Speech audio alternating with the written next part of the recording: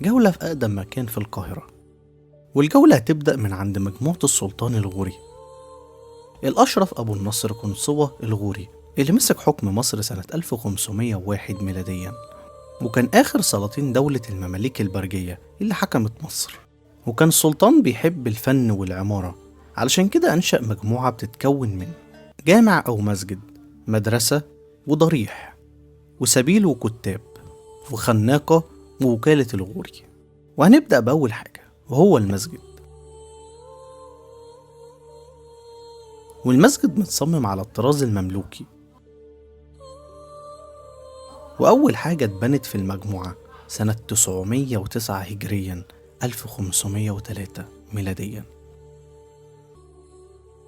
ومازال المكان محتفظ بشكله وهويته لغاية دلوقتي.